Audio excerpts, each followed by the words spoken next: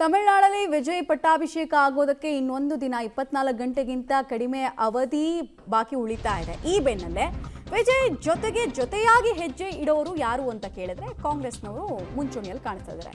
TVK ಪ್ರಯಾರಿಟಿನೂ ಕಾಂಗ್ರೆಸ್ನ 5 ಶಾಸಕರ ಬೆಂಬಲ ಟಿವಿಕೆಗೆ ಸಿಗುತ್ತೆ.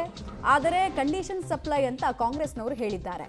ನಾವು 5 ಜನ ಗೆದ್ದಿರೋದು, ಅದರಲ್ಲಿ 2 ನೀವು ಮಂತ್ರಿ ಮಾಡಿಬಿಡಿ ಅಂತ ಕಾಂಗ್ರೆಸ್ ಬೇಡಿಕೆಯನ್ನು ಟಿವಿಕೆ ಮುಂದೆ ಇಟ್ಟಿದೆ.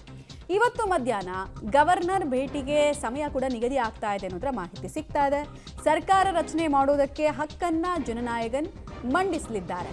ಟಿವಿಕೆ ಪಕ್ಷ ಬಹುಮತಕ್ಕೆ 10 ಶಾಸಕರ ಬೆಂಬಲ ಬೇಕು. ಟೆಕ್ನಿಕಲಿ ಸ್ಪೀಕಿಂಗ್ 10 ಅಲ್ಲ 11 ಬೇಕು. ಯಾಕಂದ್ರೆ ವಿಜಯ್ ಅವರು 1 ಕ್ಷೇತ್ರದಲ್ಲಿ ಗೆದ್ದಿಲ್ಲ, 2 ಕ್ಷೇತ್ರದಲ್ಲಿ ಗೆದ್ದಿದ್ದಾರೆ. ಸೊ 1ಕ್ಕೆ ಅವರು ಇಮಿಡಿಯೇಟ್ ಆಗಿ ರಾಜೀನಾಮೆ ಕೊಡಬೇಕು. ಅಲ್ಲಿಗೆ ಇನ್ನೊಬ್ರು ಬೆಂಬಲ ಬೇಕು ಅಂದಂಗೆ ಆಗುತ್ತೆ. ಅಂದ್ರೆ 10+1 ಅಂತ ಟೆಕ್ನಿಕಲಿ.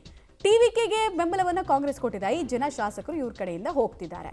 ಬಟ್ ನಿನ್ನೆ ನಡೆದಂತಹ ಸುದೀರ್ಘ ಸಭೆಗಳ ಬಳಿಕ ಸ್ಥಳೀಯ ಕಾಂಗ್ರೆಸ್ ಯೂನಿಟ್ ಇದನ್ನು ಡಿಸೈಡ್ ಮಾಡಿರೋದು. ಅಂದರೆ ರಾಜ್ಯ ಕಾಂಗ್ರೆಸ್ ಯೂನಿಟ್ ಇದನ್ನು ಡಿಸೈಡ್ ಮಾಡಿರೋದು. ತಮಿಳುನಾಡು ಕಾಂಗ್ರೆಸ್ ಸಮಿತಿ ಅಧ್ಯಕ್ಷ ಕೆ ಸೆಲ್ವ ಪೆರುಂಗತೈ ಅವರ ಸಭೆಯನ್ನು ಕರೆದಿದ್ರು.